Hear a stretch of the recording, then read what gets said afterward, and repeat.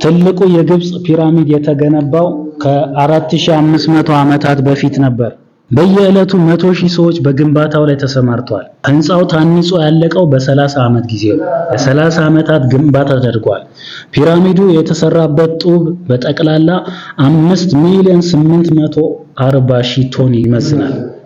አንድ የግብጽ ፒራሚድ ያረፈበት ስፍራ 2 ኢንተርናሽናል የእግር ኳስ ሜዳ ያህል ስፋት ያለው ነው። የቻይና ግንብ 3460 ኪሎ ሜትር በቻይና ጠረፍ ዙሪያ እና 3530 ኪሎ ሜትር ደግሞ የውስጥ ለውስጥ ቅያሶች አሉት። ከፍታው ከ4 ሜትር እስከ 12 ሜትር ሲሆን ውፍረቱ ደግሞ 9.8 ሜትር ነው። በጠቅላላው ዙሪያው 6990 ኪሎ ሜትር ነው። ግንባታው ያለቀው በ1700 ዓመታት ጊዜ ውስጥ ሲሆን በግንባታው ወቅት እንደ ሲሚንቶ የተጠቀሙት ከግንባታ ግብአቶች አንዱ የሩዝ ሊጥ ነበር። አሸዋ አይደለም፣ የሩዝ ሊጥ ነበር። በኒውዮርክ የሚገኘው ኢምፓየር ስቴት ቢልዲንግ የተባለው ህንጻ የተገነባው ከ10 ሚሊዮን ብሎኬቶች ጡብ ነበር። መገንባት ከማፍረስ ይልቅ ከባድ ነው። ለምሳሌ በሴፕቴምበር 11 2001 የወደመው የኒውዮርክ መንታ ህንጻዎች ለመገንባት የወሰደው ጊዜ 6 ዓመት ተኩል ሲሆን ሙሉ ለሙሉ የወደመው ደግሞ በ101 ደቂቃ ብቻ ነበር። ይህ ህንጻ 99 ሊፍቶች እና 43600 መስኮቶች ነበሩት። በውስጡ ይሰሩ የነበሩት የሰራተኞች ቁጥር 50,000 ሲሆኑ በቀን እስከ 90,000 ባለጉዳዮች እና ጎብኚዎች ያስተናግድ ነበር። እጅግ በጣም ግዙፍ የዓለማችን ቢሮ ፔንታገን በመባል የሚታወቅ የአሜሪካ መከላከያ ሚኒስቴር ቢሮ ነው። በ1943 ዓመት ግንባታው የተጠናቀቀው ይህ ግዙፍ ቢሮ ለመገንባት በወቅቱ $83 ሚሊዮን ፈሶበታል። መቼ?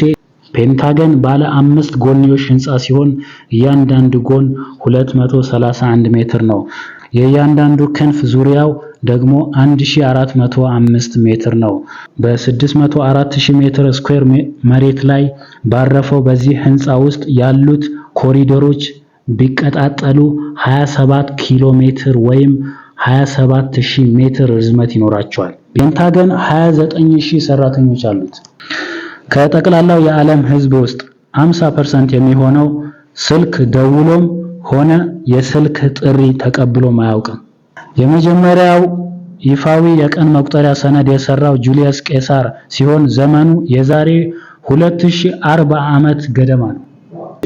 ከአረብ መንግስታት የሀገሪቱ ስምና ዋና ከተማዋ ተመሳሳይ ስያሜ የሆነው ኩዌትና ጅቡቲም እንዲሁ። 1811 ዓመት በአሜሪካ በተከሰተው ርዕደ መሬት የሚሲሲፒን ወንዝ ፍሰት አቅጣጫው ወደ ኋላ በመቀልበስ ይህን ወንዝ አሁን የሚፈሰው ከተፈጥሮ በተቃራኒ አቅጣጫ ነው።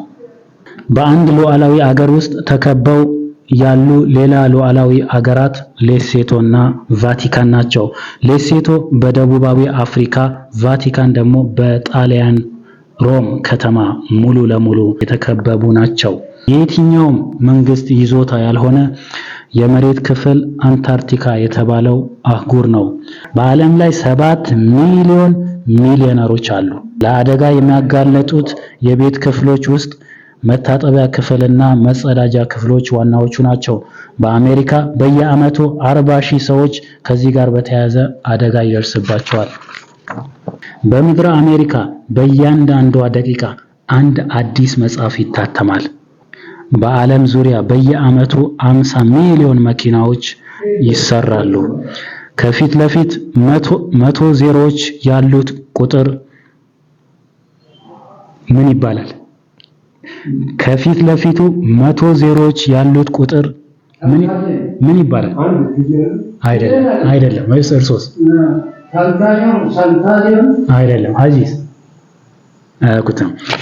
ስለዚህ እኔ መልሱ ልመልስላችሁ። ከፊት ለፊቱ 100 ዜሮዎች ያሉት ቁጥር ጎግል ይባላል። በጣም በሚገርም ሁኔታ የሴኮንድ አንድ ሺኛ ወይም 0.001 ሴኮንድ ጂፊ ተብሎ ይጠራል። በአንድ ዓመት ውስጥ 31,557,600 ሴኮንዶች አሉ። በዓለም ዙሪያ በ10 ሴኮንዶች ውስጥ 13 ሰዎች ይሞታሉ። በዓለም ዙሪያ በየአንዳንዱ ሴኮንድ 3 ልጆች ይወለዳሉ። ለምሳሌ የላይኛው አረፍተ ነገር አንብበው እስከሚጨርሱ 9 ልጆች ተወልደው ሰዎችም ደግሞ ሞተዋል። በዓለም ዙሪያ በየዕለቱ 259,200 ሰዎች ይሞታሉ። በዓመት 1 ቢሊዮን ተሳፋሪዎች የአውሮፕላን ጉዞ ያደርጋሉ። የመጀመሪያው የመኪና አደጋ ከደረሰበት ዘመን አንስቶ እስከ ዛሬ ድረስ 25 ሚሊዮን ሰዎች በአደጋው አልቀዋል። ይህም በአማካኝ በየዓመቱ 250,000 ሰው በመኪና አደጋ ብቻ ይሞታል።